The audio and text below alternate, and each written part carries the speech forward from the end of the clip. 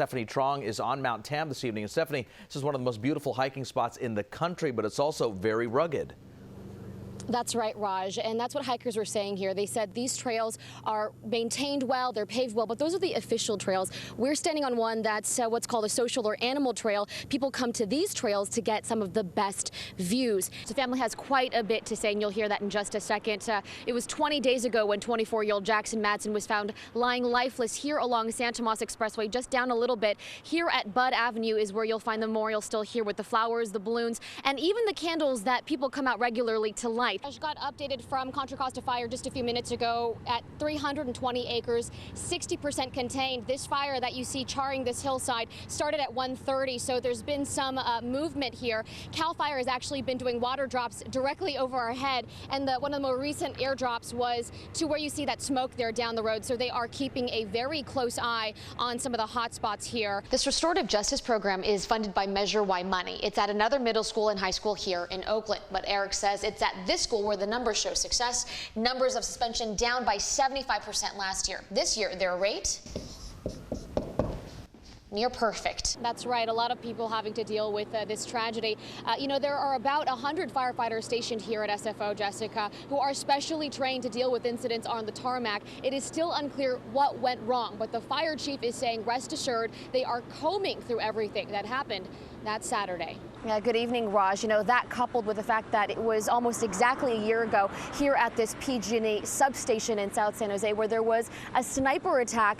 You can see here where security is posted at all times at the gate. It was an act that one former federal regulator deemed an act of terrorism.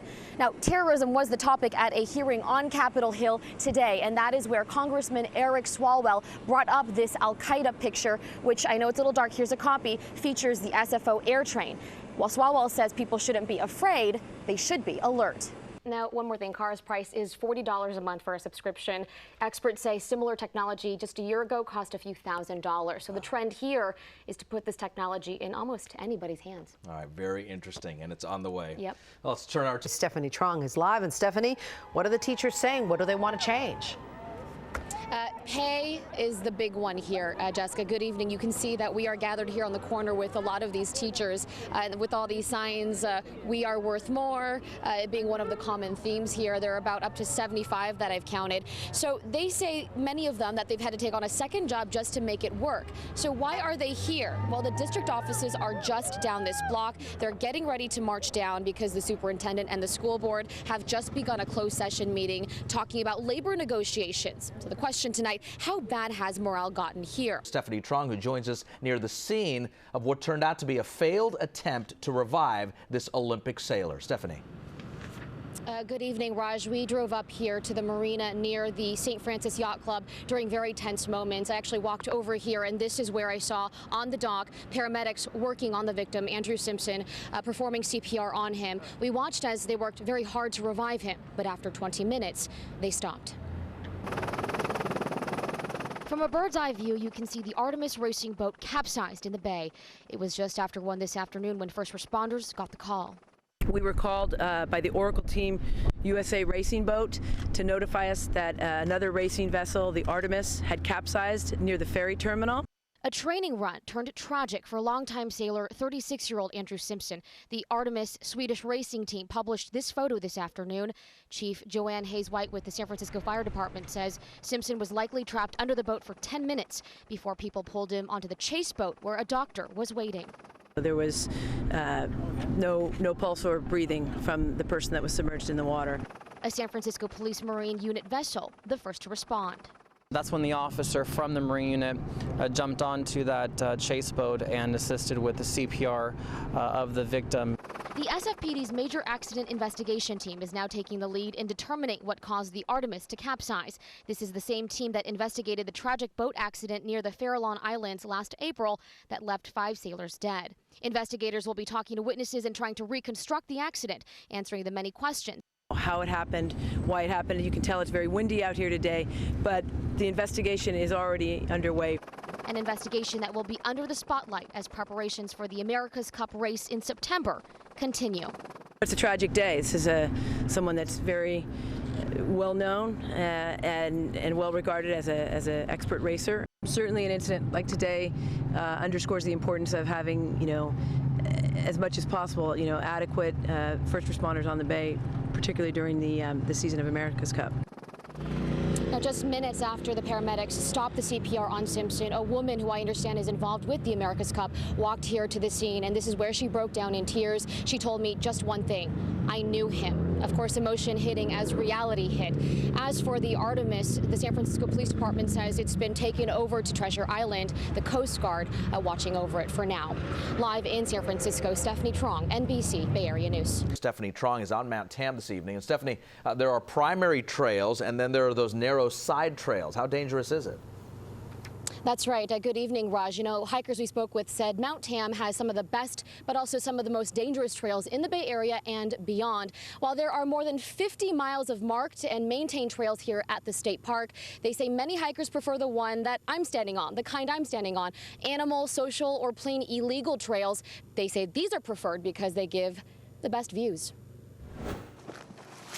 Why come to the trails at Mount Tam?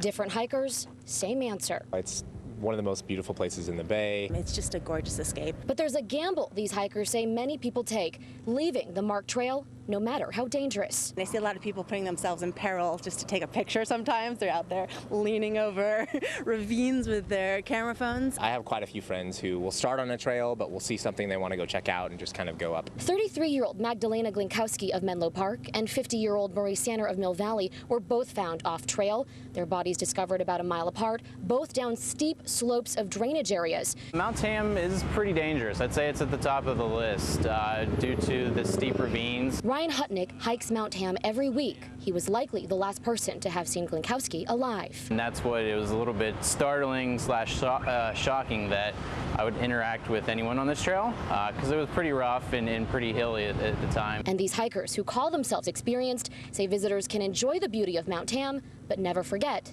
to respect it. So very dangerous, according to those hikers. Now, one question is, how many times have hikers gone missing here at Mount Tam? According to California State Parks, there have been 3 reports of a, quote, missing or overdue person between 2009 and 2013. That does include fatalities. However, that does not include reports for the areas covered by Mount Tam by the national parks and also the Marin Municipal Water District. So you can see that getting the comprehensive numbers can be a bit complex. As for the latest investigation, the Sheriff's Office, Marin County Sheriff's Office, says the forensic exam for Marie Sanner is set for this next Monday.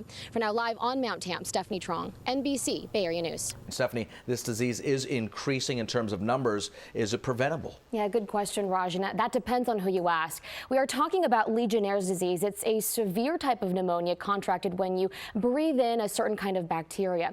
Now, Nancy Whitney right here believes that one hotel didn't properly clean its cooling towers, leading to her husband's death. In California, the rate has skyrocketed 325% in just a decade, with more than 250 cases in 2011. And while Nancy says that number may not seem high, the stakes are.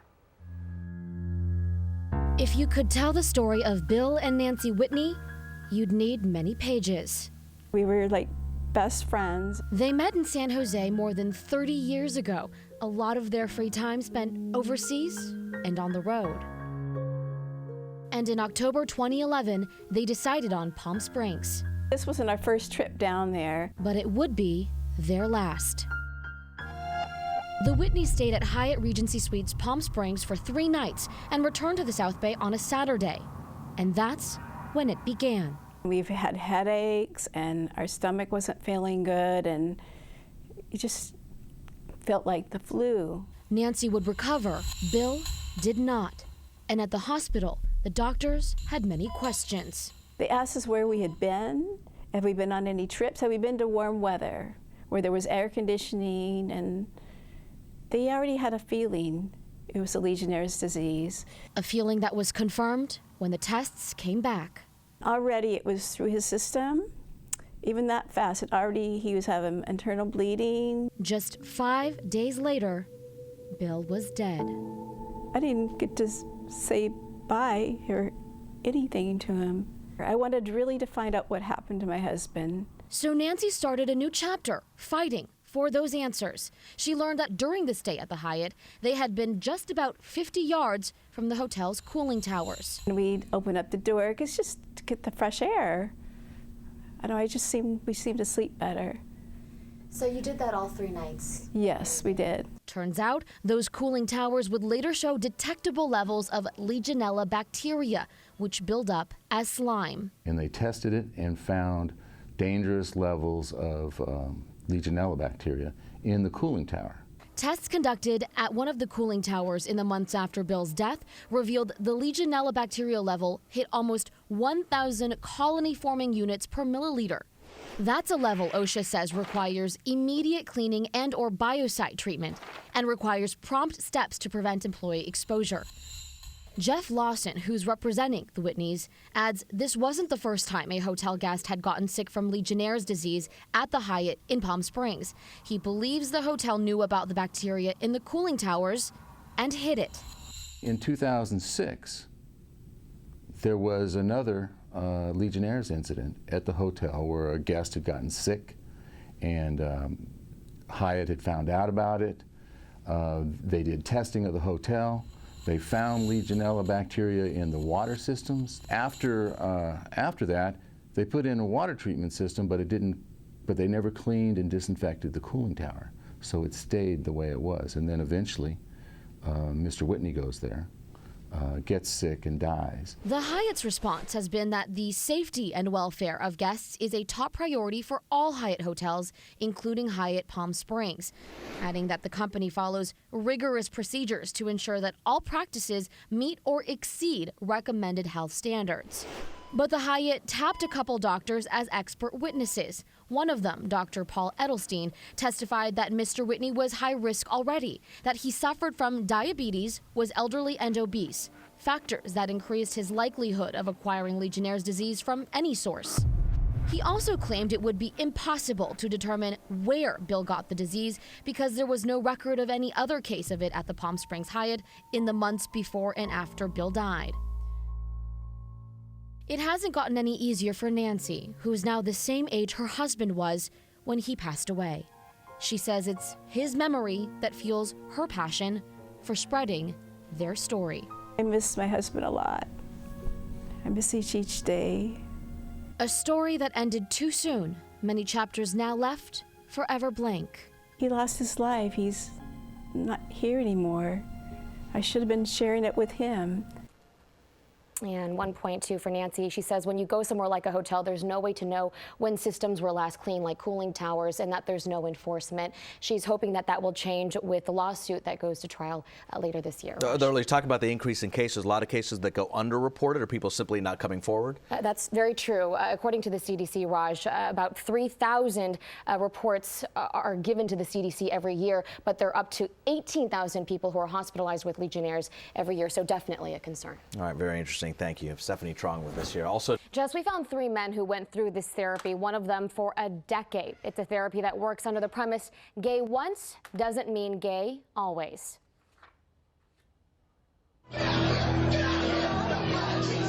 They shook him, stepped on him in an exorcism at a Connecticut church that went viral on YouTube.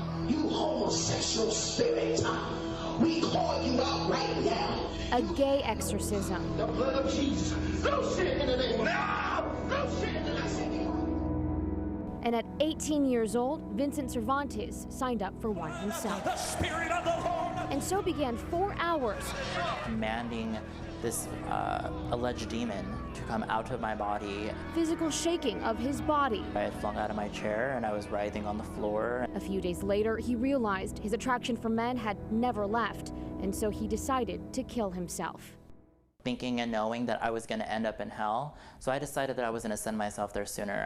Cervantes, now a social activist and blogger, says exorcisms are an extreme last resort for some gay people, usually after he or she undergoes reparative therapy, also known as gay conversion therapy. It's a process that focuses on eliminating homosexual feelings, and in many cases, the premise is there's something that made the person gay. My father failed as a father is what we came down to.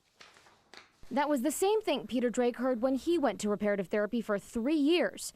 But it didn't work. I was suicidal by the end of the time that I spent doing this. He says he was a very conservative, evangelical Christian, married for more than 20 years.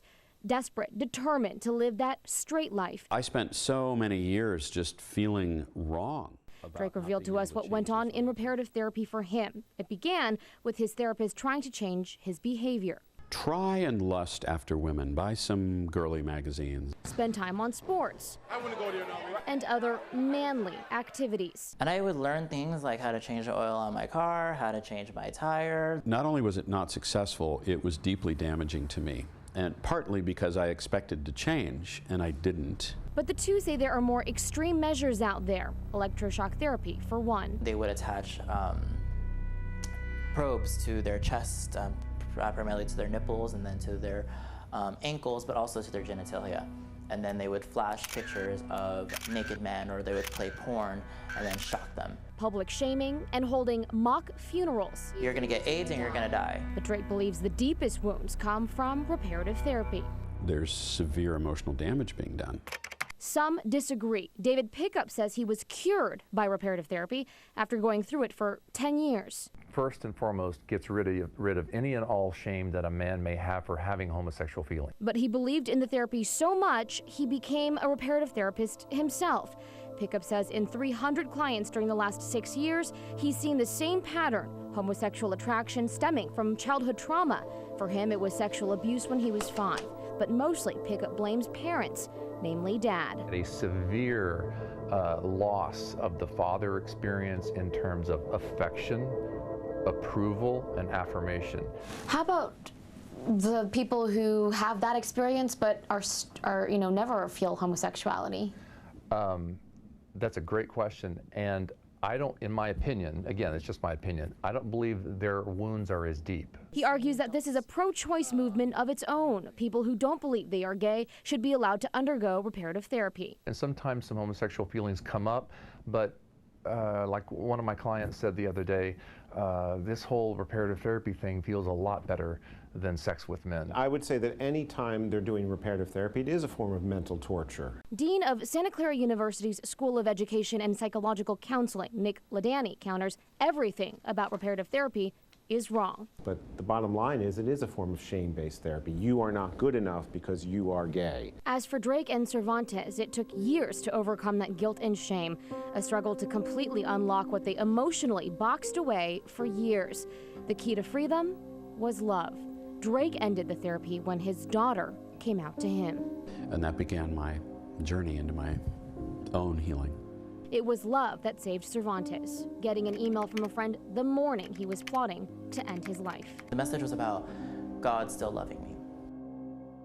There are people in this world who care and love for every person, regardless of who they love, and they're there to help.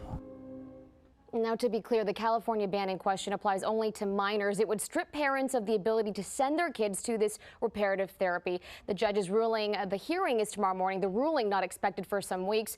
But both sides, Jess and Raj, have said if they lose, next stop, Supreme Court. Good evening, Raj. Ryan Buchanan is now 18 years old, and when he was buried under the sand last June in 2011, it was for 15 minutes. Oxygen completely cut off from his brain, but he survived and he is still fighting. And his family is holding a Christmas concert benefit next Saturday here at Creekside Community Church in hopes of raising money and awareness for Ryan to help give him the best life they can. So this is Ryan. He can't see nor speak. He's wide awake. All right. Hi, buddy. But it's what 18-year-old Ryan Buchanan is doing. That's the story here. He's defying the odds. Somebody in his state's not supposed to last more than a year. Ryan's story has shifted from a tragedy, almost losing his life, to all those little miracles, like surviving pneumonia and sepsis just a couple weeks ago. Any of those things that could potentially, end his life, he's come back, and it has actually come back stronger. Stronger, with such a fighting spirit that his father Brett has full faith one day Ryan will walk again. To be able to tickle his feet now and watch it move, it's like, whoa. And miracles have happened before. So why can't we hope for that? But they're not waiting around. The family's already kicked off Project Ryan's Wing, building an addition where Ryan can live comfortably. We'll have tubing that comes up through the walls to give him oxygen. And move around more easily. This structure right here is for the elevator. And most importantly, to bring him from that room at the end of a narrow hallway closer to everyone else. We felt that we really wanted him to be part of the family. Ryan's Wing should be done in just a couple of months. In the meantime, loved ones are cherishing every minute with him. He's a battler and always has been. Along with the hope is the humor. Put his Michael Jackson glove on. As Ryan's dad thinks back to how he was so full of life. I can only imagine. Bringing tears to a man whose steadfast driving force is family. To watch over my kids. Watch over my family. And, you know, live in the moment and love the people that are around you. Because you never know when God's going to take them. Forever worship you.